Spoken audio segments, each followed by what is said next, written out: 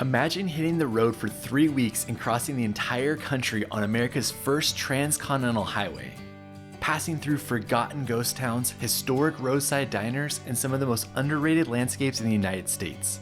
This is the Lincoln Highway, a route packed with nostalgia, adventure, and a sense of Americana you just can't get anywhere else. In this video, we'll hit the best roadside attractions, explore forgotten towns, and discover the true spirit of the open road that makes this 3,000-mile journey an absolute dream for road trippers. Ready to go along with us? Let's jump into part 1, which covers the first half from New York to Nebraska. We are at the beginning of a 3-week road trip on the Lincoln Highway, starting at none other than Times Square. First thing we gotta do is find the actual Lincoln Highway sign, and then we're gonna start the drive tomorrow. My favorite thing to do in Times Square is to leave. It was a huge achievement for the Lincoln Highway to start its journey here in 1913, but unfortunately there's not a lot left from that alignment and not a lot that you can actually see related to the Lincoln Highway. I freely admit I don't get Times Square. This place is just absolute chaos. Shining lights and everything, but absolute chaos. The actual start of the Lincoln Highway is right on the other side of this. There it is. The official start of the Lincoln Highway on Broadway and 42nd. I'm excited. This is an incredibly historic road. We looked around and this was the only thing that we could see that designated the start of the Lincoln Highway. All right, we're not doing anything else in Manhattan. If you want to see my New York content, check it out in the description. We're starting the Lincoln Highway now.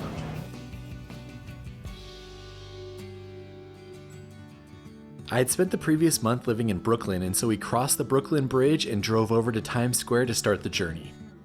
Here we are approaching the eastern terminus of the Lincoln Highway where we were standing last night, but we wanted to make sure that we could drive to it today. So there it is right there, and we are starting our Lincoln Highway journey. Very excited. This is going to be amazing. And there it is right there. Just that tiny little brown sign. The only way you'd know. Saying goodbye to Manhattan, we left our first state, New York, and headed through the Lincoln Tunnel to make it to our second state of the journey, New Jersey. In 1913, you would have done this via ferry, but now you do it via the tunnel, which is probably just as slow. The first main stop on our Lincoln Highway road trip is where Hamilton and Burr had their infamous duel, right here across from Manhattan. The most famous duel in American history. It's also a pretty good viewpoint for Manhattan from up here as well. As you know with us, we're going to stop hundreds of times between New York and California. If you want to follow along with us, head over to the Patreon where I have a Google map that you can purchase that shows everything we stopped at on the Lincoln Highway. Also note that it's hard to follow the original alignment anymore, so we did the best that we could on the trip. Do you remember this guy from a famous HBO show? Let me know in the comments if you do. This muffler man was actually featured in the opening credits for the HBO series The Sopranos. Heading on, we made our way towards Jersey City where we saw our first of the mini Lincoln statues along the drive. So this statue was produced in 1929 by a guy named James Earl Frazier, and he's famous as being the person who also created the Indian head buffalo nickel sculptures. Seeing as many Lincoln statues as possible was something my dad wanted to do, and he actually made a video on his channel about all the statues we saw.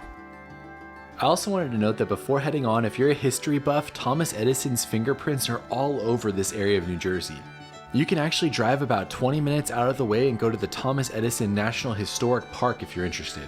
This is the laboratory that Edison operated for more than 40 years, and you can go on a self-guided tour, and you can even drive over and see his estate if you're interested as well. Back on the Lincoln Highway, we stopped for lunch in Newark's Ironbound neighborhood, which is a multicultural community that's known for its great food, and we decided to stop and try a Portuguese restaurant. I was told this is pronounced as Teixeira Bakery, and it was a huge spot with lots of tables and a line out the door, meaning it must be good. All right, we got a Portuguese sandwich, and Pops is going to try it. It looks yummy. That's very good. Kind of a meat with a sauce on it. Very nice. I also got this egg custard that I thought was savory, but it's sweet and it's very good. And I got a guava donut, also good. Overall, strong spot. Yeah. Before leaving Newark, we headed over to the historic Essex County Courthouse to see another Lincoln statue. All right, this is our second Abraham Lincoln statue of the trip. Let us know in the comments how many you think we're gonna see. This one is particularly special. This one was made in 1911 and is in all of the old Lincoln Highway books. It was created by a guy named Gutzon Borglum, because he's the same guy who did the sculpturing of Mount Rushmore. And he was totally enamored with Lincoln to the point that he named his son Lincoln. And Lincoln was the one who kind of supervised most of the work on Mount Rushmore. And it's referred to as the children's Lincoln because you can climb up, sit on his lap, that kind of thing. So this is a special one. All right, now we're starting the road south towards Philadelphia. As we continue towards our next stop, we saw our first of many Lincoln Highway markers. Well, it looks like we found our first Lincoln Highway marker.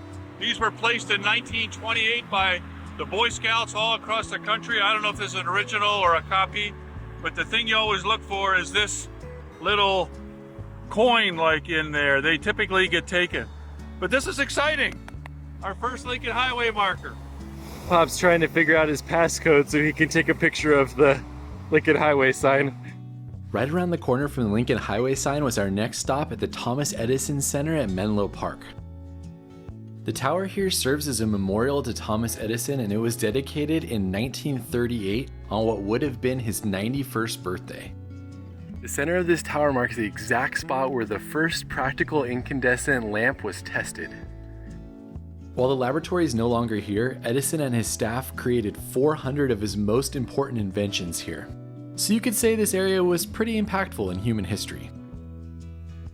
You can actually go inside on the weekends, but it's a Monday, so we can't today. So this is kind of a random stop, but supposedly one of the only actual remaining markers in New Jersey is right over here, basically on the side of this main road. There's really not much to it, and it is on someone's private property, so you can see it from the road, basically. And here we're taking a short detour off the Lincoln Highway to see another fun, quirky historic site. So we drove all the way out to this small, unassuming park in order to see the Martian landing site from the original radio broadcast of the War of the Worlds. It's fascinating. The story about the small town, for a brief while, as many as 1 million people thought we had been invaded by Martians. I mean, it makes sense. You're just at home listening to the radio and you hear these news broadcasts coming on talking about aliens landing and all of this chaos and everything. That's why you got to be careful about what you believe in media, right? In YouTube. Be careful what you believe. While we're just here for the history, this is actually a beautiful park with Grover's Mill Pond right in the back, and it had nice reflections for pictures while we were there. In the broadcast, the aliens attacked New Jersey State Militia, and they even attacked New York City. So yeah, that's a fun little detour with lots of history to read about. From there, we stopped briefly at a battlefield and an old bridge before making our way towards our third state, Pennsylvania. If you decide to drive this bridge like us, note that it's 15 miles an hour across and it takes a while just to get on the bridge. This is the Calhoun State Bridge, and it was built in 1884 and was originally part of the Lincoln Highway until it was rerouted in 1920. So here we are crossing over this epic bridge over the Delaware River, going into our third state, which is Pennsylvania. The old bridge definitely bottlenecks at the end, but once you get past the traffic, turn left and go down and grab a parking spot. There's an awesome walking trail along the water that gives you great views towards the bridge and out over towards the city.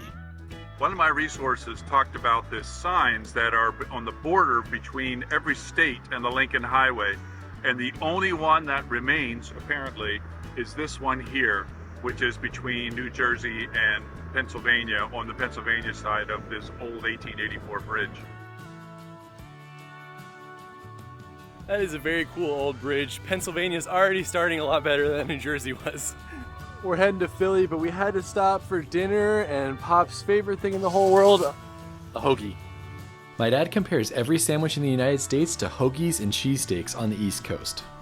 The critical thing about a hoagie, there's a lunch meat in hoagies, it's called capicola. And capicola has a kind of a hot edge on it. But there's different kinds of capicola. I think Josh got the one that is the sissiest possible with no heat.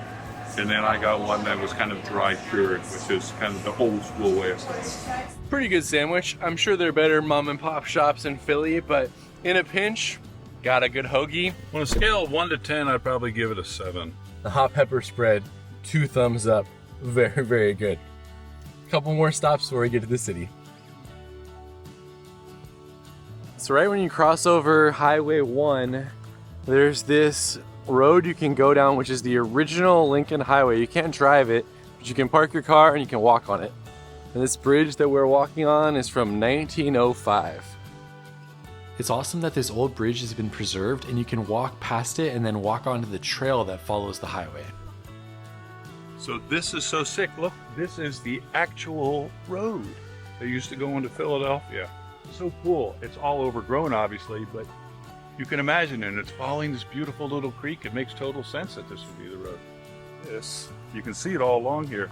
I bet this must be pieces of brick from the original road.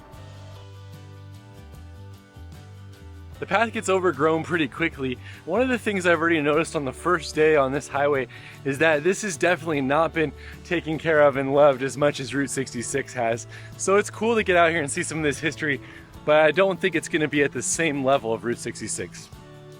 Right next to the bridge we were walking is the Lincoln Hotel, which was originally built in the 1800s but has been rebuilt since then. So we just headed into Philadelphia for the night. All right, we made it to our hotel in Philadelphia, and that is the end of day 1. Today we're heading to Gettysburg, but we spent the entire day in Philadelphia yesterday. You can see that video up here in the description. I didn't want this one to be too long. First stop though, Federal Donuts on the way out of town. Federal Donuts has 11 locations around Philadelphia, and their website says that they are donuts meets chicken, and you can get donuts in the morning, chicken in the afternoon. Looks good. I'm gonna try it too. Way better than usual. Much more chocolatey than usual, which you're always looking for. Very nice. I'm a fan. And then Pop's got peach cobbler, and I got blueberry vanilla. I would say that's one of the best donut shops I've been to in a long time. Perfect icing to cake ratio and just really good flavors, so definitely check that out. Now we're heading out on Lincoln Highway. Throughout this journey, there's multiple cities that we stop overnight at, and you can see the videos for all of those cities in the description. This is already a long 2-part series, but if you want to see me put all of the cities back in and make a 5-hour video, let me know in the comments and maybe I'll make another version. This is our first stop of the day. It's about 15 minutes off the Lincoln Highway, and it's Valley Forge. One of the most fascinating things about the Lincoln Highway, and something that makes sense as you think about it, is how the highway passes so many famous sites on its way out west. If this was the first transcontinental road, then it would make sense that travelers would want to go by famous spots like Valley Forge and Gettysburg. So when I was a kid growing up in this area, I desperately wanted one of these tri-cornered hats. I remember the day I got it. Oh man, I wore it all the time. I was probably 8 years old or 10 years old. Valley Forge was the winter camp for the Continental Army under George Washington during the American Revolutionary War. Their stay here was particularly brutal, and it lasted around 6 months, with an estimated 1,700 to 2,000 soldiers dying from disease, malnourishment, and cold. Here's what the typical barracks looked like. Lots of men sleeping in each one of these. Because of its significance to the war, this became a popular tourist attraction, and it draws 2 million visitors a year. There's a great museum and visitor center where you can learn all about Valley Forge, and there's even a movie you can watch. And then when you're done, there's a self-guided driving tour that takes you to many of the famous spots along the battlefield. Of all the things we saw in Valley Forge, I thought the National Memorial Arch was one of the most unique. So it's interesting, this was built around 1917, shortly after the start of the Lincoln Highway, so there's a good chance people might have stopped here. Our last stop before leaving Valley Forge was George Washington's headquarters. To visit this spot, you need to park and then walk about a quarter mile down to where the house is located. This historic house was built in 1773, and it's where George Washington lived and managed the army during their stay in 1777. We're definitely doing a whirlwind tour of Valley Forge. I would recommend you have at least a half day if you come over here, but we wanted to at least see what we could see before we headed on. If you want to see everything in Valley Forge, you should really plan a full day here. Saying goodbye to Valley Forge, and we are heading out again towards the Lincoln Highway. All right, so we're at the place that Pop says makes the best hoagies in the entire world. Do you want to know what it is? Wawa gas station. Here we go. Yeah. We get a $6 classic. When I was like a teenager, when I'd come home, my mother would always go to Wawa down the street, and they're solid. They're not terrible. So I didn't say they're the best ever, but I'd say they're not terrible. So Stromboli is something that Pops has been making my entire life, and there's Stromboli flavored chips in Philly. Are we gonna give them a try?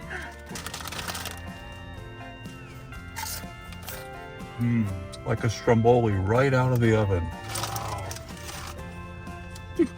Wow, I think it's better than the Stromboli that Pops makes. Yeah, cheaper to make too. From Valley Forge, we drove about an hour east until we got into the Pennsylvania Dutch part of the state of Pennsylvania and decided to stop at a Dutch town and country market for something called shoe fly pie. We found this spot right off of the highway that has what looks to be good shoe fly pie, even though I don't know what it's supposed to look It looks like. incredible. I think molasses is an important component, but literally Lincoln Highway is right behind us here. So we're right on the road. Very molassesy, kind of like a dry top. Delicious. I really like it. Not like anything else I've had. The next place we're going to is a place that a lot of people stop for shoe fly pie, but it's not open today, so that's why we found this spot.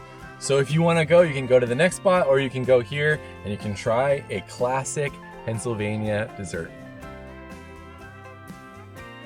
This is the spot we were planning to go to, but unfortunately closed on Wednesdays. Let us know how the shoe fly pie is in the comments. Only 5 minutes away from Pie, there was 2 unique hotels, the Steamboat Inn and this one. So this has nothing to do with the Lincoln Highway, but this is the Cartoon Network Hotel, and it has Jake and Finn from one of my favorite cartoon shows back in the day. So we're gonna go inside and look around a little bit. I had no idea that a Cartoon Network hotel existed, and after researching it, this is actually the second Cartoon Network hotel, with the first being in Taiwan. This hotel still looked like it was going strong, and it seemed like a pretty cool place to go with families. Inside they told me this is the only Cartoon Network hotel in the world, and that they made it to go next to the Dutch Wonderland amusement park, which is right next door. I have to say, if I was traveling with my family, this looks pretty cool. I have to tell you, Josh, so there is a character showing up at 5 o'clock, but we're not staying. We have to keep going. I could have taken my picture with them. Dang. While still in Lancaster, Pennsylvania, we made our way through the small downtown area and out towards Wheatland, which was James Buchanan's house. The sign over there says that he actually ran his presidential campaign from the house, and he gave speeches from the porch.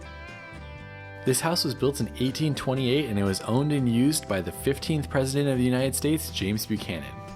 If you're interested, you can take a guided tour of the house, but we're not going to do that on this one. Let us know how it is in the comments. This is the bathroom for the house, right here. I feel like you could hang out with everybody while you're using it. The sign said that the bathroom here had 8 seats and that it was designed as an economical choice for a large family so that multiple people could use it at the same time.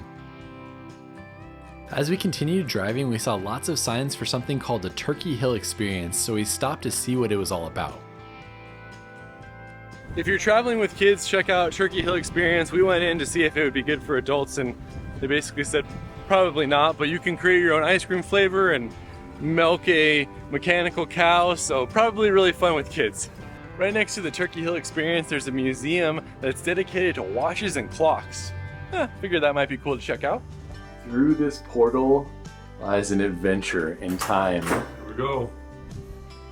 As we visit this museum, you may be asking where all the Lincoln Highway history is. Well, it's actually few and far between on this drive, so we used the road trip as an excuse to travel across America and to be able to stop at hidden gems we might have never seen, such as this watch museum.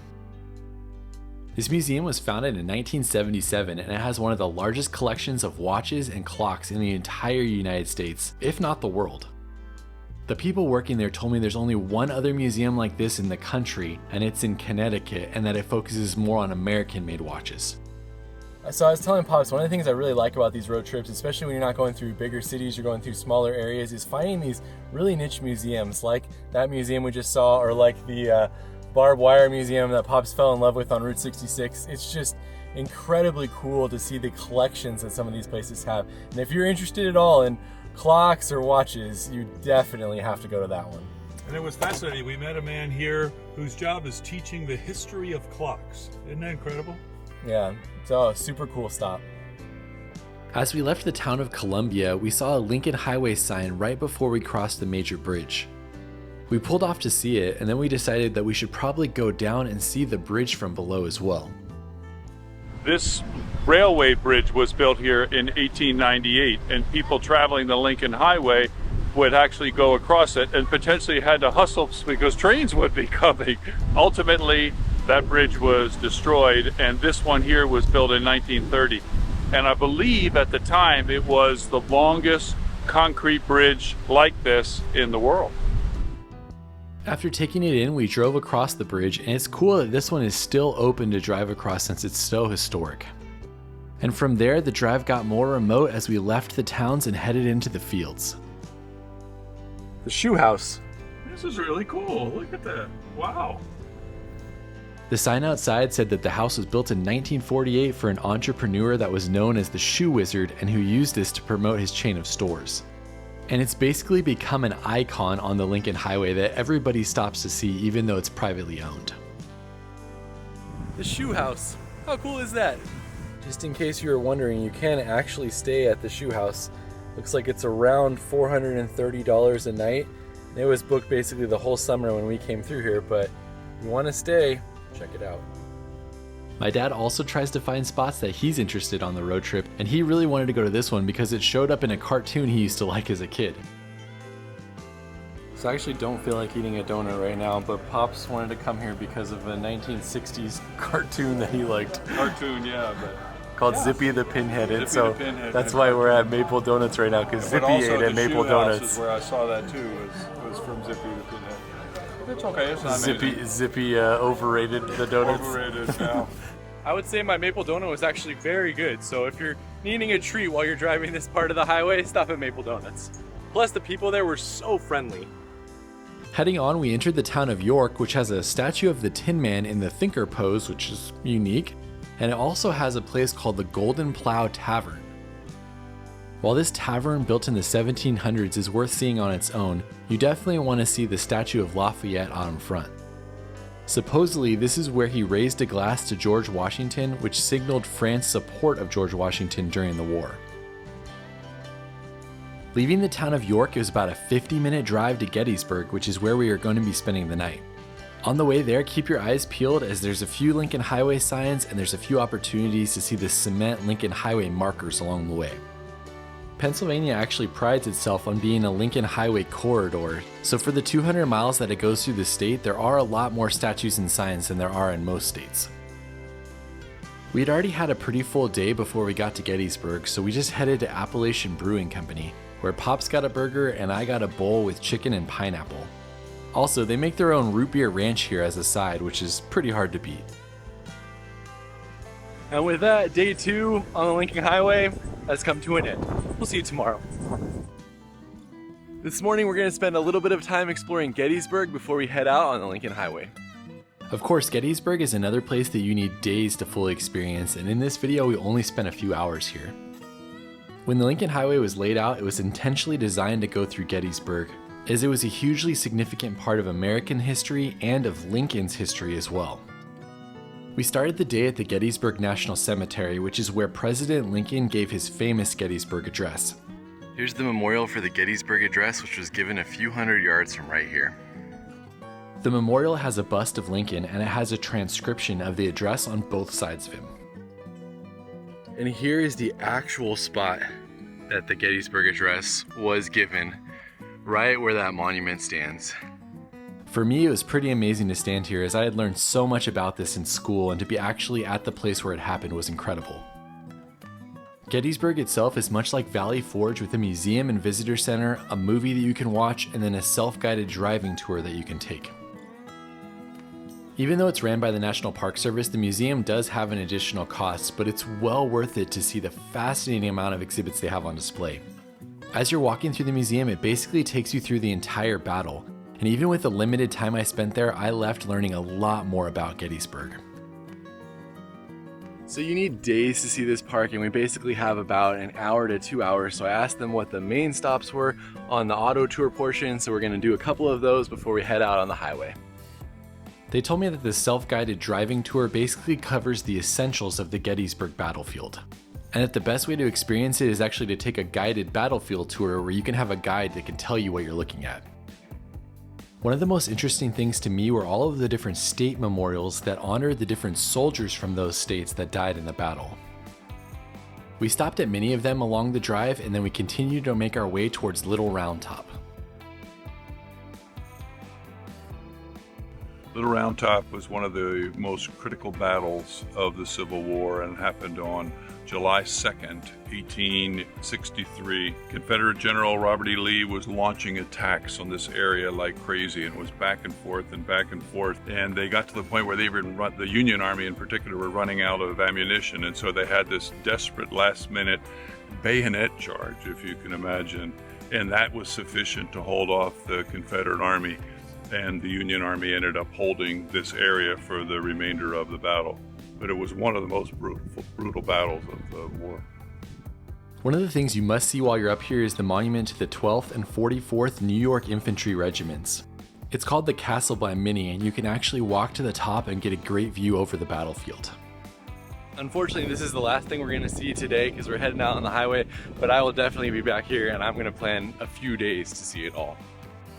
Saying goodbye to the Gettysburg battlefield, we made our way back into historic downtown Gettysburg to see a statue that my dad wanted to see of Lincoln and to see the house that he supposedly spent the night at before he gave his address.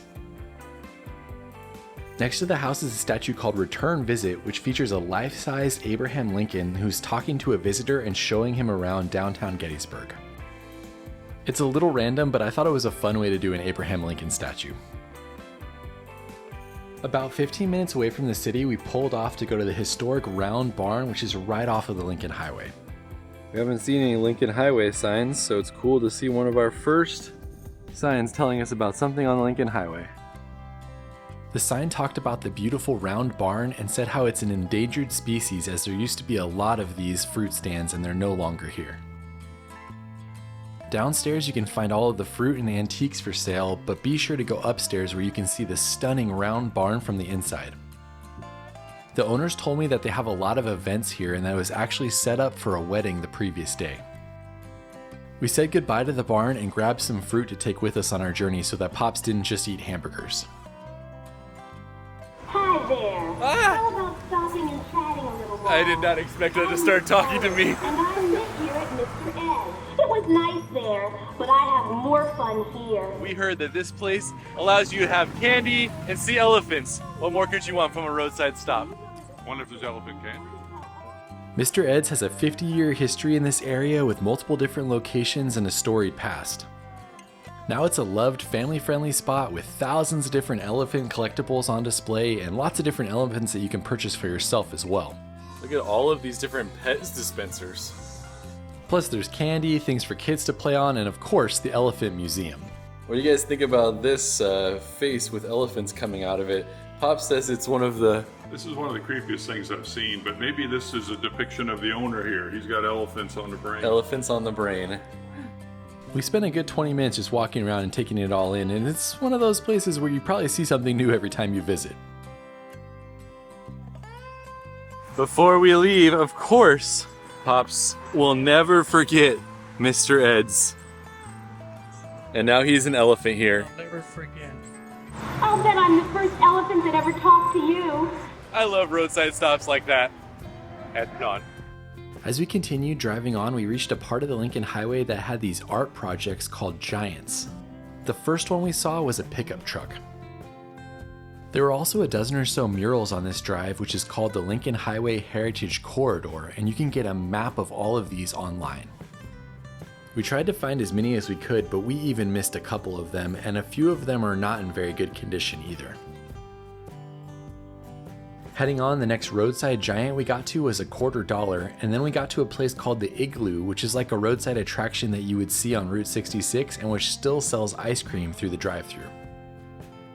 Believe it or not, based on what we've eaten on this drive so far, we weren't actually in the mood for ice cream, so we continued on and saw another mural in Everett.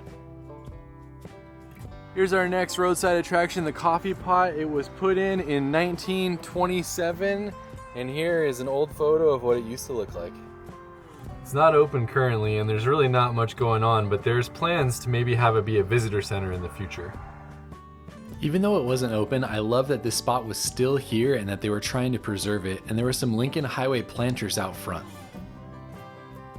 There's also a cool gas station about a half mile down if you want to see that as well. This is another awesome find on the drive, as the Art Deco structure was built in 1933 and it was still in great condition. As you continue driving on, you'll see little glimpses from Lincoln Highway's past, such as the Lincoln Motor Court, which is how a lot of the accommodations along the road would have been. Years ago, there used to be a place here called the Storyland Kiddie Park, and this was the Pied Piper that would draw the children in. The park is long since gone, but Pops and I always love seeing these types of things along a historic road. We didn't stop a lot in this section, as we had two places that we wanted to see before they closed for the day, and the first was the Flight 93 Memorial. This memorial is out in a remote part of Pennsylvania, and it was built to commemorate the crash of Flight 93, which is one of the 4 aircrafts that were hijacked during the September 11th attacks. This is the actual spot where the plane crashed, and you can see a memorial for the crew and passengers, and even a little bit of the wreckage out in the distance. I would have liked to have spent more time here, but we had to get to a museum about the Lincoln Highway before it closed. With 30 minutes to spare, we made it to the Lincoln Highway Experience, one of the only museums on the Lincoln Highway on the entire drive. When we entered, we were told we were visiting the largest museum in America dedicated to sharing the story of the Lincoln Highway, and after driving the entire thing, I can say that that is the truth. This museum is not even that big, but so much of Lincoln Highway's history is lost, and it's amazing that they're trying their best to preserve it here. If you have kids, there's lots of things that they can do in this little room, including race cars. Here's a lot of information on the coffee pot. Plus, there was a ship hotel that used to be on here, but unfortunately it burned down. It looks pretty amazing though. The museum's main focus was on the history of the pieces along the Lincoln Highway Heritage Corridor in Pennsylvania, so you're not going to see a lot of information on the Lincoln Highway outside of the state. That being said, they have a lot of history here, they have a lot of photos that you can look at, and the docents and volunteers were incredible to answer all of the questions that we had. In the back, they have some of their biggest exhibits, including cars, an old diner, and a replica of an old room from the ABC Motel. At the end of the time at the museum, you get to go inside of an old 1930s diner and have coffee and a slice of pie. This part was definitely the highlight for us, as a cup of coffee and a slice of pie was included with the museum entrance fee. And there was a volunteer back there who just talked about the Lincoln Highway with us the entire time we were eating our pie. Pops is getting a little Lincoln to add to our dashboard for the rest of the trip. He's going to go with me on the trip, and now I have a memory. I'll paint him red and blue when I get back. Why gotta paint him red and blue? Have you been on Lincoln Highway before? Yeah, this is the thing, right? So it's cool that they have an electric vehicle charging station here too if you're driving one. So they just focus on their 200-mile stretch here, but it's definitely very good, and I wish there was more of these that focused on other 200-mile stretches along the road. we have a new travel companion. It is Abe himself. What do you think about going with us? Oh, you like that? Yeah? Yeah? Look at the one you like better. Do you like Josh better or Pops better? Oh, Pops! He likes Pops better. All we need to do is put him on the dashboard. We didn't have to have a conversation with him. Our road trip can officially start now. It's cool too, this Lincoln Highway Experience where I just bought this. They said, would you send us pictures of where you are with your Lincoln? And I said, absolutely. So we'll be emailing them some pictures along the road. As we continued on with our end goal of Pittsburgh in sight, we saw another mural and another Lincoln Highway giant, this time of an old car. You know we love a good roadside attraction when we're stopping, and what's more random than the Big Mac Museum, which was designed on the 40th anniversary of the Big Mac to celebrate its creation about 40 miles south of here. That is the biggest Big Mac I've ever seen. Look at Pops for reference right there. Pops loves himself a Big Mac too. I actually do love a good Big Mac every so often. And you see this? This is exactly what the real thing looks like. Beautiful, a beautiful burger. I guess this is the official Big Mac museum. Not too much going on here. This museum basically had 6 different things that you could see and a history of McDonald's.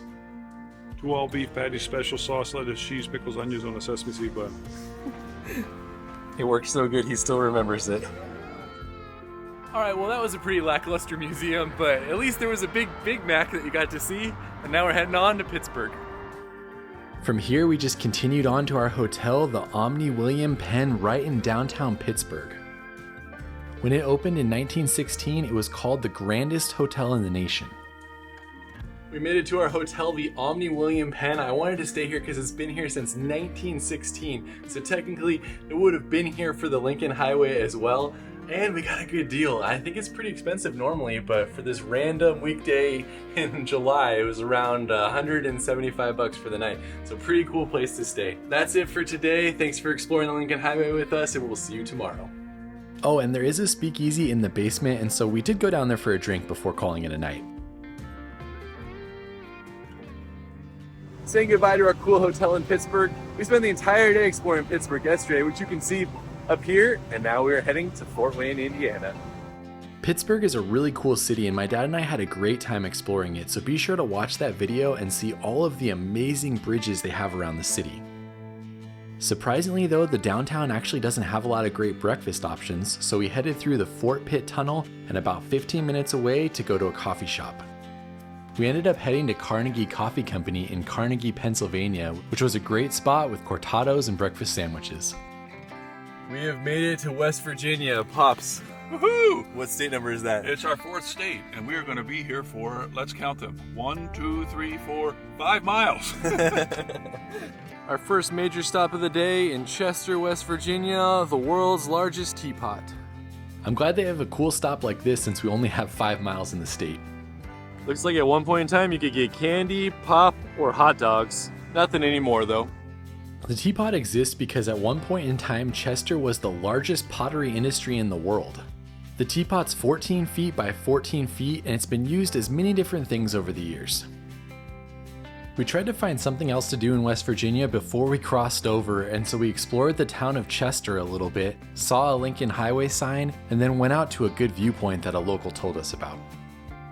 This is a cool overlook for the bridge that we're going to be crossing next as we go into Ohio.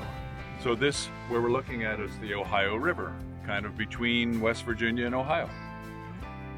It was a beautiful day, and the Ohio River looked really inviting with the boats out on it.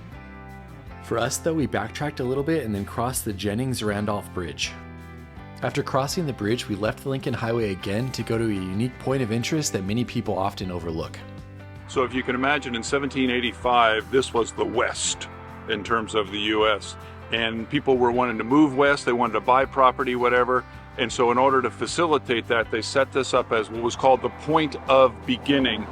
And from here, land surveys went out so that you could kind of find a parcel and purchase it and whatever. And it continued to go across the United States, where this idea still goes on, and it actually was used in Hawaii and Alaska. Heading back to the Lincoln Highway, we officially crossed over into our 5th state, Ohio. We stopped briefly at the Sturgis house, which has a sign outside that talked about how it was famous for displaying the body of Pretty Boy Floyd. From there though, it was a relatively remote area where there is a few Lincoln Highway signs but not much else to see along the route. This is a more common representation of the route as we head further west, leaving the big cities behind and getting to rural areas with small towns in between. Randomly, we found ourselves at the Spread Eagle Tavern, which was built in 1837. I wasn't expecting much from this place, but when we went inside, we were blown away by how cool it was. This is a hotel and restaurant, and you can actually eat in the basement, which is pretty cool. In the bottom floor, they have a death mask of Pretty Boy Floyd, which was cast after he was killed in Liverpool, Ohio. I'm honestly shocked that this place is still here and still in this condition after 150 years, and they told me that they just went through a 20-month restoration. It's a unique spot and one I wish I would have stayed at. That place is incredibly cool and historic. So many interesting areas to explore. If you're looking for a place to stay or a place to eat, that's definitely a good one. As we drove on from the tavern, we saw more Lincoln Highway signs along the side of the road and even one on this old bridge that was going over a small creek. Oh, and of course there was a large cow. Minerva loves Lincoln Highway, and so far we have gone 462 miles and we have 2,927 left to go. I remember seeing this sign as I was getting gas and I couldn't believe that we were 5 days into the route and we had only gone 500 miles. This is one of the areas we were most excited about today. It's about a mile or two of actual brick road from the Lincoln Highway. When Lincoln Highway was originally built, it was mostly dirt and brick roads like this. I have to imagine these are probably original as well, as they're kind of fading into the grass. There's not a lot of information online about it, but I believe that this section is from 1913 and it was incredibly cool to drive on and to walk on. This is so cool. We're driving on the Lincoln Highway and it is all brick. And just like that, our brick section is over. What'd you think, Pops? That's cool to be on the original road and actually walk on the original road too. It's really fun. We thought it was done, but as we kept driving, there was actually one more section of brick that we got to drive on for about a mile. Plus there was a Lincoln Highway sign outside of someone's house, which was pretty cool to see. And just like that, we were back on the main roads trying to find the signs and to follow the arrows to stay on the Lincoln Highway again. We reached our next major city on the route, Canton, Ohio. And when we got to the downtown, there was actually a surprising amount of Lincoln Highway signs directing you where to go, which was pretty cool to see. While not related to the Lincoln Highway, you might as well stop and see the Sea Monster building while you're in Canton. I should also note that the Pro Football Hall of Fame is here as well. It's expensive, but it's very cool. I'll play some clips of that right now. I went through the Pro Football Hall of Fame the last time I was in Canton, Ohio, and you could easily spend a couple hours here, or even a half day if you're a big football fan. Heading on, we drove out of town to a relatively sketchy park to see another roadside attraction. This is Willie the Whale. He was put in the 1950s for a Mother Goose park that was here. It's a little bit creepy now, but in case you want to see him, you can see him right here. Pops and I are the presidential library explorers. How many have we been to, Pops? 4 or something? 3 or 4, I don't know. Wherever we see him, we go. What do you know about McKinley? He was a president of the United States at one point. We're gonna find out more right now. William McKinley was the 25th President of the United States, serving from 1897 until his assassination in 1901. He was a Republican and he was the last president to have served in the American Civil War. This is one of the smallest of the presidential libraries that we've been to, but it does have an interesting animatronics section where you can hear President McKinley talk. The museum also has exhibits related to the city's history and the state's history as well. And overall, it's a pretty good museum, even if you're not interested in President McKinley. So there's not a lot of stuff about McKinley here, but there's a lot of cool exhibits, especially if you want to come with the family, stretch your legs a little bit. It's not bad. Pops, how did you get inside of there? These are the kind of things that amuse Josh. Can you see where my life is like? Once you're done with the museum, there's also a memorial outside that you can see. Pops is going to demonstrate how he can run to the top of the stairs like Rocky. I'll put it in fast motion, don't worry. Construction of the memorial began in 1905 and there were 60 different designs that were submitted for it. It honestly looks like the type of memorial you would see in Washington, D.C., and it's pretty incredible to see it here in Canton, Ohio. That is a really beautiful and ornate monument. Definitely worth checking out while you're on the drive. We're heading back out on Lincoln Highway, hopefully to find something to eat. We drove about 30 minutes outside of the city and saw a historic Lincoln Theater before finding our lunch spot. Look at how awesome this diner is we found for lunch. Hopefully the food is as cool as it looks. A funny sign here says, "Sorry, we're open." Chloe's Diner was pretty amazing. It was a great roadside attraction with all sorts of old cars and old Bob's Big Boy you could see. It's a cool spot. And then inside it was incredible and overwhelming with big ceilings and at least 100 different artifacts that you could see. And then a dozen or so of those being old cars. Look at what Pops, he likes fried bologna. Look at that. I never expected it to be that thick. Look at that monster. That's like a bologna burger right like there. Like a bologna burger. My gosh, those look great. And I went with sliders. We also got a milkshake to share at the end of our meal. I mean, it's a diner. Expect diner food, but it is a cool spot. Another 30 minutes of driving through rural Ohio brought us past a historic barn and to a company headquarters I bet you didn't know was out here. Believe it or not, Smucker's is actually located right off Lincoln Highway. With a name like Smucker's, it's got to be good. I was very excited when I went here as I thought there was going to be lots of different samples for us to try, but unfortunately there was no samples at all. It was a pretty cool spot though, with the layout and with the big wall of jelly they had in the back. There's even a tiny Smucker's museum in the back. And if you want to learn about the Smucker's history, you can check out the museum, or you can always buy jelly or Uncrustables or whatever else you want to take with you. There's not really much to see there, and there's not much to eat. It's basically if you want to pick up some jam or Uncrustables, but cool stop nonetheless. This is the Ohio State Reformatory, which a lot of people know from the Shawshank Redemption movie. We're not going in today, they're doing a bunch of work to it, so it's not open, but I visited last time I was here, and here's some clips. It is a pretty incredible place and definitely worth your time if you're driving through here. I think the Shawshank Redemption is one of the best movies ever made, so last time I came through I had to visit this spot. I took a self-guided tour and it seems like you walk a mile at least going through this prison. Definitely give yourself a couple hours if you really want to experience it.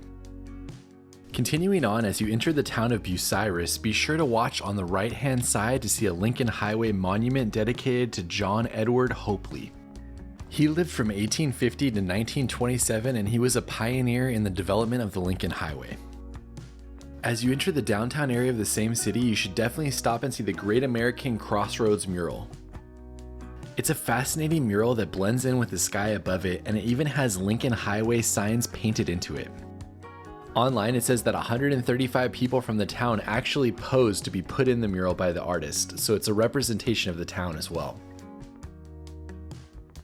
So we've been driving along a pretty but relatively uneventful part of the Lincoln Highway, and there is something small to see right here. This is where a vehicle that was created to go to Antarctica actually fell into the small creek and was stuck here for 4 days.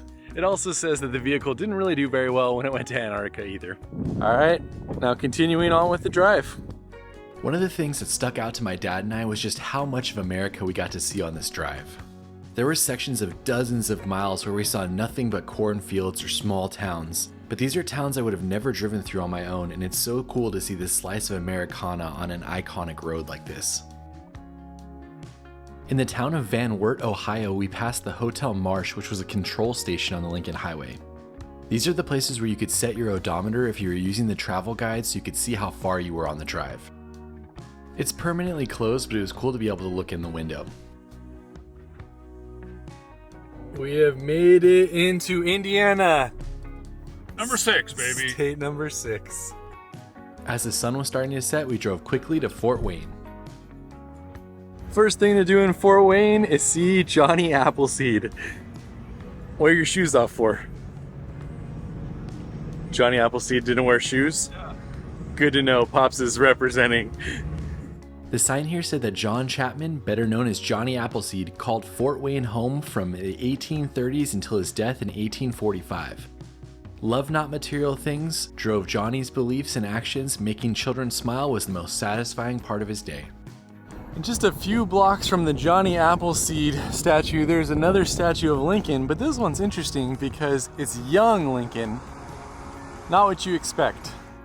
This is supposedly the only statue that depicts Abraham Lincoln as a young man. You know it's a true Through My Lens road trip when Pops and I are searching for Johnny Appleseed's grave at 8:30 at night after having a 14-hour day. That's how we do it right there. And we found it. We don't mess around. Johnny Appleseed's grave is located in Johnny Appleseed Park.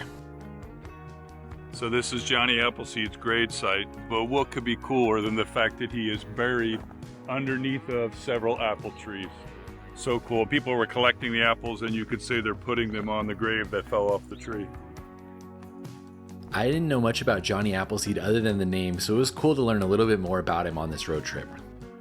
And with that, our whatever day this is on the Lincoln Highway is done. We'll see you tomorrow.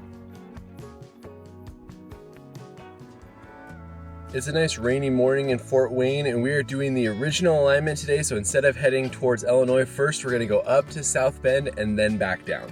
First stop, a crazy monster that lives in one of the lakes.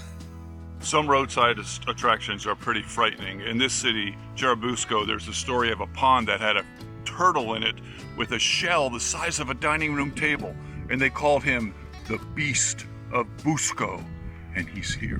Are you ready? Look away if you're easily scared. Ah! The Beast! He looks like he could eat Pops in one bite. This might be Indiana's version of the Loch Ness Monster. After surviving our encounter with the mythical beast, we continued our drive along the Lincoln Highway. We found this section of brick Lincoln Highway, and Pops has decided he's going to walk it. Let's see how close we can get to Pops while he's walking the Lincoln Highway. Sir, you look a little lost. Do you need a ride? No, I'm trying to find my way on Lincoln Highway. Ah, all right. The section was only about 1/10 of a mile, which is why Pops was so excited to get out and to walk along it. And pretty quickly, we were back on the main road. Our next stop was the town of Ligonier and the Visitor Center and Heritage Station Museum. This was an old gas station that they restored and made into a museum, but it's only open a couple days a week, and it wasn't open when we were there. Check out how cool this old brick is. It has different names from the companies that made it. Our next stop brought us to the town of Goshen, which had an amazing and historic downtown with a courthouse in the middle and shops like Olympia Candy Kitchen, which had been here since 1912. So the Goshen police booth was basically built to protect the town from gangsters. People were afraid of gangsters taking the highway through towns like this. And this was a time of John Dillinger and some of these other guys. Although John Dillinger was never here, he was in northern Indiana. This was kind of the mindset behind building something like this. I did not prepare for rain. Neither did I. So it's pouring rain, and we have to wait about 45 minutes before the museum we want to see in South Bend opens. So we're gonna go have something to eat. As we researched the best places to eat in South Bend, it kept coming up that the Early Bird Eatery was the best spot for brunch in the city. And even with the rain, there was about a 20-minute wait, so we knew it probably had to be good. That was a fantastic brunch spot. I would love to go back there and try the sandwiches. Now we're gonna explore Notre Dame a little bit before the museum opens. The University of Notre Dame is one of those places I've always wanted to visit. It's pretty much one of the most iconic universities in the entire United States. And while we had a lot of spots to see on the Lincoln Highway today, we decided to explore for 30 minutes, starting with the Grotto. The Grotto is a beloved site on the campus which was built in 1896 and is often used for prayer and reflection. Across the street is St. Mary's Lake, which has a trail that goes around the entire lake and provides some beautiful views and reflections if the water's calm. After walking around, we headed towards the Golden Dome to go see the Basilica of the Sacred Heart. As you're walking around this campus, it feels like something out of a movie. It's immaculate. The Basilica of the Sacred Heart is a church that was built in 1888, and it's actually the fourth that stood here. The first two were log cabins, and then a smaller church was built, and then when they outgrew that one, this larger one was built. The inside is ornate, with lots of different art pieces painted on the ceilings and stained glass on the walls. I think that's probably the most beautiful cathedral I have ever seen in the United States. What do you think, Pops? It is incredibly beautiful. Yeah, it really is. The last thing we wanted to do is see this beautiful mural on the campus that's known by many different names, but often the students call it Touchdown Jesus. The mural is officially known as the Word of Life, and it was painted in 1964. And while no one knows who coined the term Touchdown Jesus, it became known as that because of its closeness to the stadium and the way Jesus is raising his hands in the art. This is such a beautiful university. I would love to spend more time here, but we're heading on to the museum and more of the Lincoln Highway. Continuing on, we made our way to downtown South Bend and over to a building that is shared by two different museums, the Studebaker Museum and the History Museum. We came here because we read online that the History Museum had an exhibit on the Lincoln Highway that we were really excited to see. Unfortunately, after talking to the docents, we realized this was just a temporary exhibit that was a few years ago. So we walked around and explored the History Museum first, but there wasn't much on the Lincoln Highway. After that, we headed over to the Studebaker Museum, which is 3 floors and has vehicles that they created from the 1800s to 1934. This includes everything from wagons and cars to trucks and military vehicles. It even has the carriage that President Lincoln took to the Ford Theater the night he was assassinated. This car was the fastest to ever drive the Lincoln Highway in 1927. They did 3,300 miles in 77 hours. As you can no doubt tell, this museum is well worth going to, and if you're a car fanatic, you'll probably spend a couple hours here. I mean, being able to see all of these cars from the Studebaker Corporation is worth it by itself. We were excited about the Lincoln Highway stuff here, but unfortunately, this is basically all they have. Unfortunately, we continue to be reminded about how little there actually is about the Lincoln Highway, which is a little bit sad since it was the first transcontinental road, but hopefully more people will get excited about the history and maybe more of it will come back. But there was some stuff about Lincoln himself, which was interesting, so that helps a little bit. Yeah, I mean, this is a great museum either way. From there, we drove about an hour, connecting with the other Lincoln Highway alignment and arrived in the town of Cherville. So this restaurant has been here since 1929, and supposedly an unwritten rule of the Lincoln Highway is you gotta stop here for chicken. So that's what we're gonna do. If you guys know Pops, you know that you don't have to twist his arm very much to get him to eat some fried chicken. And there really was a Lincoln Highway book that said that you couldn't drive it without stopping here. Alright, we got the famous trio, beets, coleslaw, and cottage cheese. We got the chicken soup, which they convinced Pops to get. They say they only do it on Sundays. We were still full from breakfast, so believe it or not, this is called the chicken lunch, and we shared the entire thing. Stop destroying our chicken. Look at you. Alright, so Pops is joining the tradition of 95 years of people before him or something. I thought that chicken was really good. At first I was kind of like, no, this is just fine. But it really started to grow on me. And I think it actually is very good. I think I definitely would stop here for this chicken. Especially if you're doing the Lincoln Highway, this is a must stop because the historical aspects of it. So the idea that the Lincoln Highway Association had was to build what they called the ideal section, which would be a piece of highway that would demonstrate what is the possibility for a highway that could go across the country. And after a vetting process, they first decided to do it here. And it's about a 1 1/3 mile stretch that goes between the cities of Dyer and I think it's Schererville in Indiana. And so this is a kind of a marker, a dedication to the fact that they put that here. Watch out for this one. This is a pretty dangerous road to cross, and the only parking is on the other side. So this is the moment you've all been waiting for. You know I like my Illinois hat. We have crossed over into state number 7, which is Illinois. ILLINI. All my followers from Illinois will know what that's about. Crossing into Illinois, we noticed a Lincoln Highway Historic Byway sign and a mural on the side of a building. So this is the intersection of the Dixie Highway and the Lincoln Highway, and Pops told me to look for a memorial fountain arch. I was so excited about it. And this is what he shows me. That's what it is. That's what the arch fountain is. Be sure to let me know in the comments if you're as excited about this as Pops is. The quote from Lincoln says that we find ourselves in the peaceful possession of the fairest portion of the earth. And the water really was coming off of it when we were there.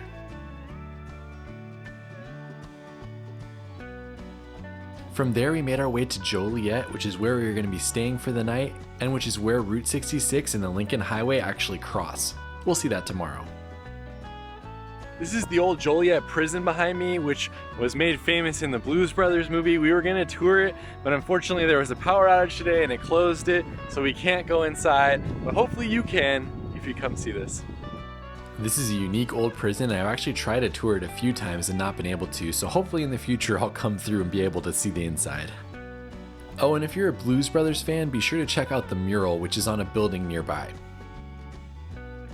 For us, we checked into the Harrah's Hotel and Casino, which was well priced when we drove through, and that was the end of our 5th day on the Lincoln Highway. To start our day, we headed over to the coffee shop known as Jitters to grab some coffee and breakfast. We're starting our morning in the middle of Joliet. We got coffee, and now we're at the intersection of Route 66 and the Lincoln Highway. From 1926 to 1940, these two iconic roads crossed right here, and there are a few different plaques and signs to commemorate it. It's pretty interesting to see both of them like this, and to see all the Route 66 memorabilia around, and basically no Lincoln Highway memorabilia around. It just goes to show that even though the Lincoln Highway was the earlier road, Route 66 was the one that kind of entered the pop culture. From Joliet, we crossed over a river and entered a particularly unique part of Lincoln Highway. Okay, so from the 1940 realignment of Route 66 until it was decommissioned, Route 66 and Lincoln Highway followed the same path through Plainfield, Illinois for 3 blocks. Right here, Lincoln Highway goes off the main route and leaves Route 66, so it was a very short period. Unfortunately, there isn't anything to show you from that section where Lincoln Highway and Route 66 were aligned. So while this might not look like much, this is a shelter that was created in the 1920s for people to be able to pull off and to camp in. Complete with an area to have fire for warmth, and you could obviously fit a couple of tents in here, that's for sure. The Illinois section of the Lincoln Highway really takes it seriously, and you'll find a lot more things like this and a lot more information while you're driving. Shout out to Aurora, as it's really cool to see the city preserving something like that. As we headed on into Aurora, this was a pretty cool town that was built right along the Fox River. We decided to go into the Hollywood Casino as it had some movie props that I wanted to see. Ways World was based in Aurora, Illinois, and so if you come into this casino, you can see the car from the movie. There's also a car from the Untouchables here that you can see in 1927. Another interesting fact about Aurora, Illinois is that it was the first city along the Lincoln Highway to have streetlights. As we continued our drive along the Fox River, we stopped to see the Fabian windmill. This windmill was built from a kit that was bought in 1850. It wasn't built in this original location, but it is the original windmill. That's definitely not something I ever expect to see on a road trip, and it is very cool that it is so old and so well preserved. They said that they give tours out for a couple hours every Sunday during the summer, but check that if you want to see it before you come. It's interesting, one thing that people think about is, when does the West begin? And for folks who were coming from the East, they were looking for something. And when you kind of got past Chicago, all of a sudden everything opened up with farmlands. And so people often thought that west of Geneva was where the West began. But Josh and I will come up with our own perspective on when we think the West begins as we continue to move along. Continuing on, we reached the town of DeKalb, which had a lot of Lincoln Highway signs in the front and had one of the best Lincoln statues we'd seen on the whole drive. Look at this statue, Lincoln on Lincoln, and it is a Lincoln dog, complete with the Lincoln's beard and everything. The town also has an Egyptian theater that was built in 1929 and was around for the heyday of the Lincoln Highway. Unfortunately, this place, Old School Pizza, is closed today, but I really wanted to stop here for lunch because it's got all this cool pop culture stuff, including Mighty Mouse. Ever since I said we were seeing Mighty Mouse, Pops has been singing in the car. Here I come to save the day. That means that Mighty Mouse is on his way. Come on, that deserves a thumbs up, right? Pops gave his all for that one. There's also an amazing Ghostbusters car out in front. You got the Turtles, you got the Simpsons, Shrek. Be sure to let us know how Old School Pizza in Malta is if you get a chance to go. Here I come to save the day. Before leaving Malta, be sure to go see the Seedling Mile sign. This was the first seedling mile in the country, which means it was one of the first paved roads in the entire country in 1914, and people came from all around to try to drive their car on it. We drove all around trying to find the seedling mile, but we didn't actually find anything, so let us know if there is one. We continued driving through rural Illinois until we made it to the town of Ashton. So we saw a brick portion of the Lincoln Highway yesterday, but this is cool. This is a gravel portion that goes right alongside the railroad. If you're interested in driving gravel Lincoln Highway, this is the best spot to do it, and it's about 2 miles. We were both excited about driving that road because it said that there was 4 concrete Lincoln Highway markers on it, but unfortunately either the grass has grown up and we couldn't see them, or they're gone. But if you're looking at these books like we are, just note that a lot of the things on the route have changed. We have officially made it 1,000 miles into the Lincoln Highway. Only 2,300 left to go. This sign is in Franklin Grove, Illinois, outside of the Lincoln Highway Association headquarters. We tried to call the number to see if we could tour this spot, but we never got through to anybody or saw anything about when they were open. It's hard to know what the future of a route like this looks like. With a lot of these towns, most of the businesses are closed on a Tuesday and Wednesday when we come through. The headquarters is only open on the weekend. I hope that people get excited that they drive this again and they preserve the history, but it's hard to know what it's going to look like in 10 years. Heading on, we arrived in the town of Dixon, which had a few points of interest for us to stop at. You may think that this is an actual piece of the Berlin Wall, but based on the story I read, they requested one, were not able to get one, and so they created their own. While you're in the city, you can see the boyhood home of Ronald Reagan. The Reagan family moved into this house in 1920, and there's a statue of Ronald Reagan out behind the house. This statue is Ronald Reagan admiring the kernels of corn in his hand, it says. If you're interested, you can take a docent-led tour of the house, but we're not going to do that on this video. There's also a statue of Ronald Reagan riding a horse down by the Rock River, and then on the other side in President's Park, there's a Lincoln statue. So this statue is particularly unique in that it's supposedly the only one that portrays him as a soldier when he was in the military for a brief time. Continuing on, Pops took over driving and we made our way towards the state line for Illinois and Iowa. We're about to cross that bridge over into Iowa, and this is the mighty Mississippi River right in front of us. We always enjoy seeing the Mississippi River as it's one of our bucket list items to actually drive the entirety of the Mississippi River on the Great River Road. Plus, the Mark N. Morris Bridge is really cool crossing over into Iowa. We've made it into state number 8. Number 8, Iowa. But we Let's crossed the Mississippi River. How epic is that? That's a landmark on this trip, baby. Pops is just rambling over here about the beauty of Iowa. So pretty, so green, so many cornfields and everything. You just look around, it's just beautiful, especially when you come from Southern California where everything's brown. It's just gorgeous. We just got a crazy warning about a tornado and possible thunder in this area. Pops and I are sitting here because we got a tornado warning that said that we should not continue driving anymore. So we're not exactly sure. Neither one of us have ever had to deal with a tornado before, so we're not exactly sure what to do. Don't know what to do about this. I saw a movie called about the tornado chasers, and what they did was drove towards the tornado and followed it. We got a video camera, we can get some videos. Camera. Also, that car in front of us just decided that it was worth keep going. As we were sitting there, some people pulled up and said they were tornado chasers, and they told us that we should turn around and go a different way.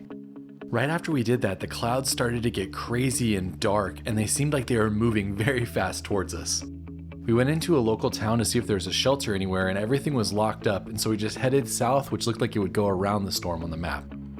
We're moving away from the recommended area, but it looks so nuts to see these clouds like this. And they're moving so fast. Yeah, and they're moving so fast.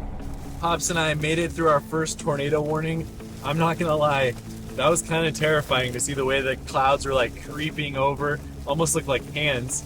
It didn't sound like the tornado touched down anywhere, and now it's just a rainstorm. But crazy experience. It's still a lot of rain and lightning, but the clouds don't look as terrifying as they did. This detour took us about 45 minutes out of the way, and we went around to the south of Cedar Rapids. Basically, the entire time we were driving, it was just pouring rain with lightning. Well, that was certainly an eventful way to end the day. Luckily, everyone was safe. There was no tornado touchdown in our area. Got a few things that we skipped that we'll get to tomorrow, and that is the end of day 6 on Lincoln Highway. Check it out. We got a rainbow, though, after that crazy storm right at sunset. It's all sunny and perfect today. You wouldn't even believe there was a storm last night. But we're gonna head out this morning, do a few of the spots that we missed yesterday, and then head towards Omaha. On the side of the road outside of Cedar Rapids, there's the famous American Gothic barn, which has the painting on it. Grant Wood is one of America's most famous painters, and he's the one who painted American Gothic. This rendition on the barn was done by a local art teacher though, and it's really good. Note that this and the next couple stops were planned to be done the day before, so if you're driving this, you'd be doing these before you got into Cedar Rapids.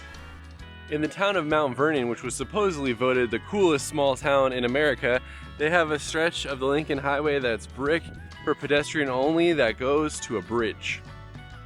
This stretch is only a couple hundred feet, but it's still cool that they have an information plaque about the Lincoln Highway and that they preserved this historic part of it.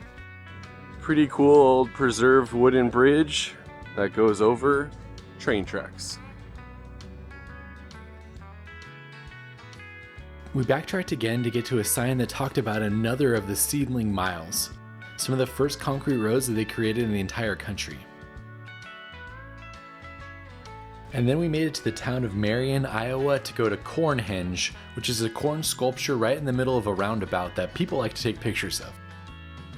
And with that, we finished the stops that we were planning to do yesterday, so now we're heading on to Omaha. If you want to see what we did in Cedar Rapids, click in this video right here. Whenever people talk about trying to get to places when they're open, this place is open on Tuesday from 11 to 1:30 p.m. It's a little bit challenging on a road trip. Also known as the Youngville Station, this was built in 1931 and was a popular place for people to stop while driving the highway. Iowa's portion of Lincoln Highway is on or near Highway 30 with approximately 85% of the original highway still drivable. Iowa is a great example of states that are trying to keep the Lincoln Highway alive. There's a lot of information about where to stop on the Iowa tourism website, and there's good signs and markers for different things that you should see along the drive. In the town of Belle Plaine, there was a spot known as the Lincoln Cafe, which you could stop at for breakfast. And there was an old car mechanic shop right down the street. The mechanic shop was especially cool as the older gentleman who was working there let us come in and look around and told us some stories about Lincoln Highway's past. And then on the way out of town, be sure to stop at the Preston Station Historic District. This is one of the most iconic spots on the Lincoln Highway, but one that's in disrepair now. This spot on the outskirts of town was one of the most photogenic, as you can see all the signs outside of the building. They don't have really any of them on now, but they are working on restoring it back to the way that it looked. As we were peering in the window and looking at the old building, the man who owns the shop actually came out to talk to us and to open it up for us to see the inside. This was incredibly cool, and there were so many antiques and artifacts in there, and he told us more stories about the building and about the man who ran it. He said that they were trying to raise money to be able to restore it, and I hope that one day I'll drive this again and be able to see it restored. So right in front of you is one of the most iconic spots on the Lincoln Highway. It's this historic bridge that says Lincoln Highway, but it is currently under construction, so we'll go over and check it out, but it doesn't look as cool as it normally does. This bridge is another of the major landmarks on the Lincoln Highway, and it was built in 1914. It goes over Mud Creek and it's only 22 feet long, but it's known for its distinctive railings which say Lincoln Highway on them in concrete. This one is actually under construction to be restored and to be brought back to its former glory. Heading on, we made it to Marshalltown and a restaurant that's a famous Iowa tradition called Made Right. It's been here for over 95 years and they make something called a loose meat sandwich, which is kind of like a sloppy joe. It was fun to be here during lunchtime as it was hopping with locals clamoring in to try to sit around the U-shaped bar. That's good. It's ground beef, got pickles, mustard, cheese. That was an interesting spot. It was kind of like a sloppy joe without the like sauce that goes on a sloppy joe. And when we came in, we were the only people sitting at that bar. Within 10 minutes, there was probably 30 people and every seat at the bar was filled. So definitely a loved institution in the town, and I thought it was a pretty good lunch. Continuing on, we made it to the Colo Motel, which has a cafe attached to it and also has a small Lincoln Highway museum. Lucky for us, they were having a meeting of some of the main stakeholders on the Iowa-Lincoln Highway, and so it was open and we were able to walk in and explore a little bit. There's a good amount of antiques here. There's some cool Lincoln Highway poles that were painted the way they used to be, and overall there's just a good amount of information to take in. The motel and cafe next door are also Lincoln Highway mainstays and were built in the 1920s. That was a great old service station, and inside we met some fantastic people that were talking about how to keep the route up, so very cool to hear that they're trying to keep it going. So this is the Heritage Park right in the middle of Nevada, Iowa, which is where the Lincoln Highway and the Jefferson Highway intersect. Here's the Lincoln Highway, which we're of course following. We're somewhere around here right now. And here is the Jefferson Highway, which goes north to south and is crossing right here. Pop said we have a new road we have to follow, but that's a long one. New Orleans to Winnipeg. We're doing the Thomas Jefferson next. Okay. As the road continues, we drove right past Iowa State University, and we figured we'd pull in and check out the botanical gardens that they have there. We took a short detour from the Lincoln Highway to go to the Iowa State University in search of the world's largest concrete gnome. You know, anytime we hear that anything is the world's largest blank, we have to stop by and see it. And as we turn the corner, Elmwood, the world's largest concrete gnome. I don't know, Pops is a pretty big gnome as well. Don't tell us we don't show you the best road trip stops. What could be better than Elmwood? Best in the world. You need to be careful. This is not the world's largest gnome. This is the world's largest concrete gnome. For those of you who are keeping score. I think I might have called him Elmwood, but his name is Elwood. As you may know, Pop's favorite book is The Lord of the Rings, and so he found himself a hobbit hole. Oh, hey, what's up? Just hanging out here for a while. It's pretty cool. This is a garden playhouse called the Hobbit House for kids to play in. Just so you know, if you're only coming for the gnome, this is $10 a person, so $20 for Pops and I to see him. But it is a beautiful garden if you have more time to explore. Now back to the Lincoln Highway. It's honestly amazing we get anywhere on these road trips with how often we're veering off to see something, and this was about 15 minutes off the road. Well, the first of these bridges was built in 1901 and the newer one in 2009. But the name of the bridge is what's really interesting. It's called the Kate Shelley Bridge, and it was named after a woman who in 1881 was in an area where there's a huge storm coming through, like we saw in the video probably already, and it washed out a bridge. And the trains would send what they called a pusher train ahead in storms to make sure the track was okay. And the pusher train went over a bridge that had been washed out over Honey Creek, and she actually heard it and saw everything that was happening there. She went and first of all saved 2 of the 4 men who were on that train, but then she walked 2 miles with a lantern, crawling at times, in order to warn the oncoming passenger train about this washout of the bridge. And so because of that, she was considered a hero, obviously. The bridge was named after her, and it was actually the first bridge in America supposedly named after a woman. You know, something that's really interesting about this is you look at these 2 bridges and you can see the difference between a bridge being built in the late 1800s and one being built in the early 2000s. 100 years makes a big difference in the way you make bridges. Don't pick up old men on the side of the road. You never know what they're gonna be like. Would you give me a ride if I tell you a little history? Sure.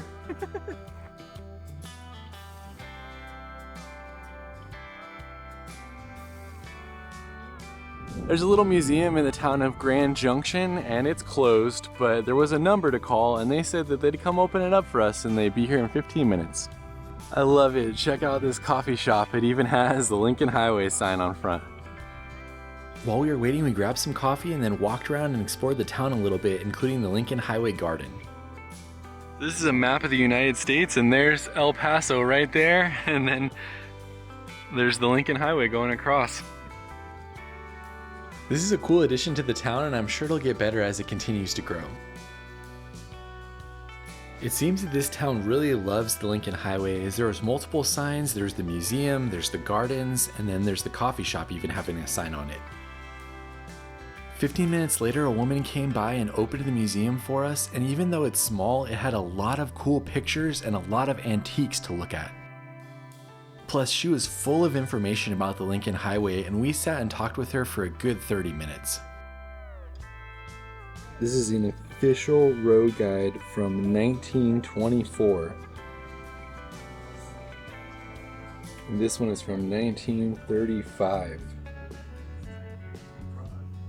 Heading on, we made our way into the town of Jefferson. On the way into town, stop at this service station from 1923.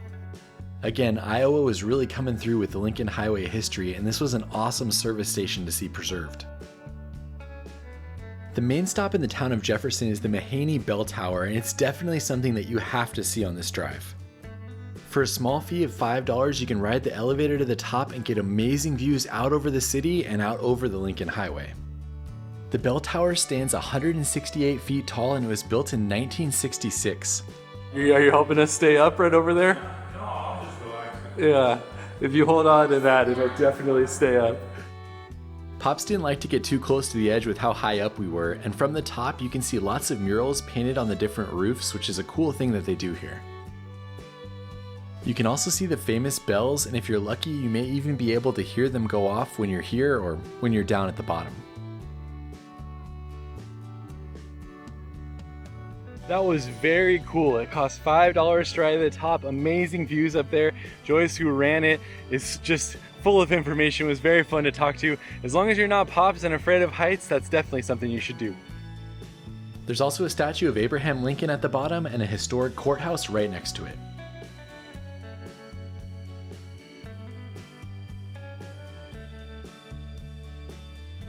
We've made it to an important marker, the Missouri-Mississippi Divide, where all water flows to either the Missouri River or the Mississippi River from here. With the sun starting to set, we continue driving a little bit faster on our way to Omaha. In the town of Dunlap, we have reached another mural, and we have come another 275 miles since we last saw one, which means we're about a third of the way there. Honestly, it seems like we haven't gotten very far based on this in the 1 week we've been on the road. This was an awesome mural, and from what I could tell, they said it was just painted on a private building because they liked the Lincoln Highway. We have reached the town of Woodbine, and Pop is driving on the brick Lincoln Highway. They're very proud of their brick portion of Lincoln Highway here, and it's going right into the downtown area. We drove up and down the main street a couple times trying to look for anything that was Lincoln Highway related. We didn't see anything, so let us know if we missed it in the comments, but it was still cool to see all of the brick that was laid down on the roads. This has been a very long day. We are both exhausted, and so we're just going to this fast food place called Runza, which only exists in Nebraska. This is the original Runza, and Josh got the one with cheese. Fresh baked bread, seasoned beef, and cabbage. And we got frings, which is French fries and rings. Yeah, not bad flavor. It's kind of like a staple sandwich, nothing like incredible. I got cheese on mine, which I think is the way to do it. I mean, that's pretty good. I mean, I don't eat fast food very often, other than when we're on these crazy long road trips, but I have to say that's pretty good. I would eat that. I will say that we ate it again on a following day, and that was about good for the year for us. It is cool to try a food place like this that's only in this part of the country, though. I don't know if I'd go out of my way for that spot, but it was definitely a decent fast food option. That's it for our long drive to Omaha. We'll see you tomorrow. Crossing over into Omaha, we have made it to state number 9, I think we decided. 9. We had to count like 15 times this morning for this. We're gonna go have a fun breakfast now. And also, if you want to see all the things we did in Omaha yesterday, click up here. For breakfast, someone put us on to Zen Coffee Company, which had 2 unique breakfast items, and you know that there was no way we were passing it up. All right, we got a toast flight and a coffee flight. I've never seen either one of those before. I've seen it before, it's fun. Where are you going first, Pops? I'm going for the lox first. Lox, cream cheese, and capers. That's yummy. It's really fun. I like it. Look at this. This one has an entire Belgian waffle on top of it.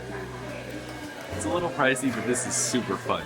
Who knew we needed to check off a latte and a toast flight from our bucket list? And the variety is really, really fun. We're impressed with the food scene here in Omaha. We really are. Omaha has been doing a great job. Let's head on and explore more of Nebraska. And also, Nebraska has the best corn. Only a short drive away, we stopped to visit Father Flanagan's Boys Town, starting with the visitor center, which has the world's largest ball of stamps. They believe it contains more than 4.6 million stamps, and it's 32 inches in diameter and weighs over 600 pounds. If you're not familiar with Boys Town, it was started by Father Flanagan in 1917, and it's one of the largest non-profit child and family care organizations in the country. At the visitor center, they'll tell you the different places you can access, such as a church on the property that's the final resting place of Father Flanagan, and a museum about the property across the street. It is like a town here, with a place for children to live and a place for them to go to school. And if you're interested in learning more, you can go to their website, or there was even a movie made about it in 1938. Heading on to the town of Elkhorn, there's another brick section of the Lincoln Highway, this one about 4 miles, and definitely the best we saw on the entire drive. There's even the remains of some original Lincoln Highway signs that were painted on the posts. This is a spot you can't miss while doing the drive, as Nebraska only had 20 miles that ever got brick, and this section was one of them. This section was actually listed on the National Register of Historic Places in 1984 to preserve it. It's cool that the road says Old Lincoln Highway. It is definitely the Old Lincoln Highway. Along the drive, you can see poles painted with the Lincoln Highway sign, you can see Lincoln Highway cement markers, and you can see a sign that talks about the significance of this preserved part of Lincoln Highway. We spent a good 30 minutes out here just exploring every inch of the road, and we were the only people out there the entire time. Unfortunately though, it was time to head on to leave the brick behind.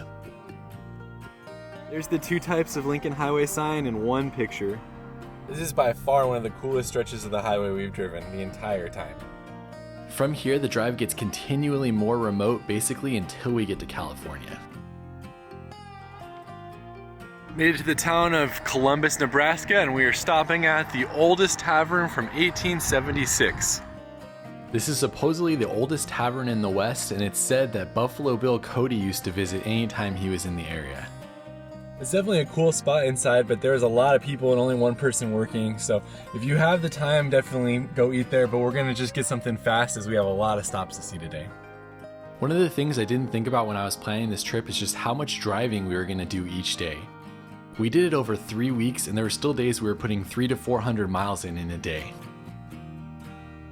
This section of the Lincoln Highway right here was built in 1913, and it's one of the only original seedling miles that you can actually go on anymore. As you can see, the concrete here looks a lot different than the normal concrete that we use.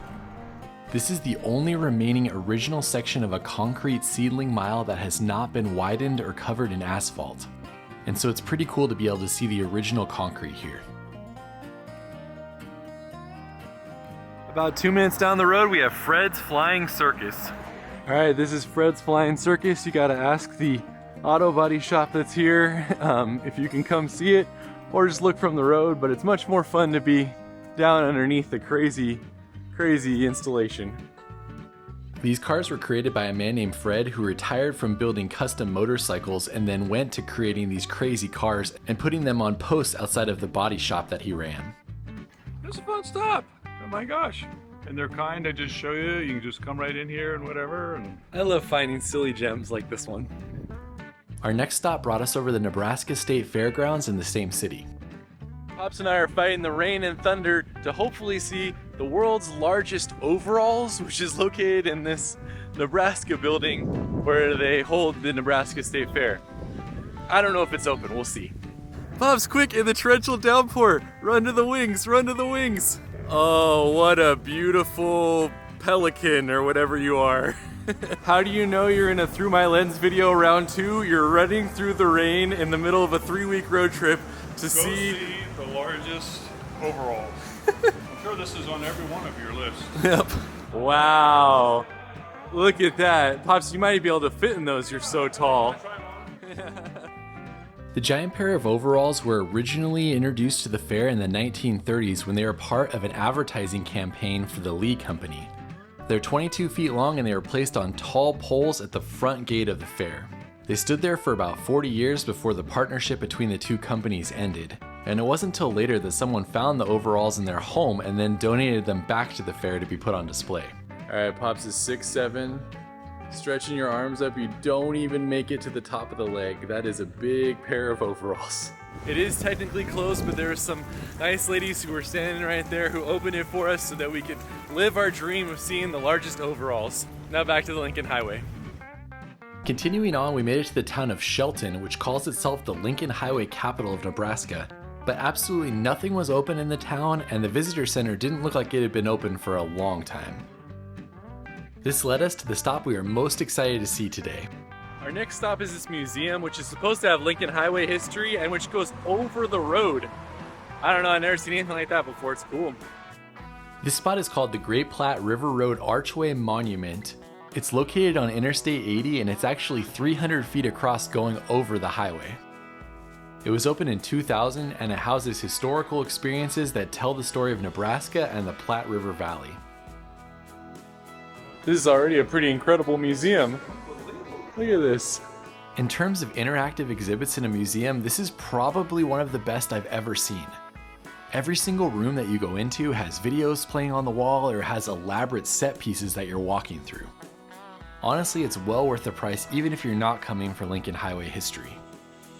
The focus of the museum is on the different travelers that have taken the trails along the Platte River. Everyone from early pioneers to those riding trains and then of course cars on the Lincoln Highway. This museum is incredible. So many cool things to see. So well laid out. We just saw a train go by overhead. I never thought I would see something like this just over top of the road. We've reached the Lincoln Highway part of the museum, which I am super excited about.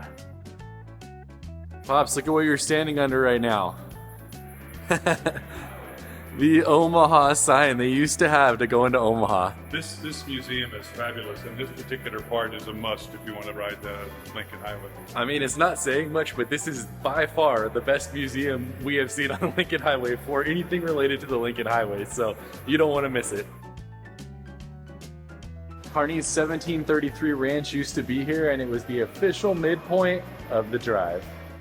Any old automobile can get from New York to Chicago, but west of Chicago, the real road trip commences. You can also see how difficult it was with these muddy ruts as the entire road was basically mud trying to get west.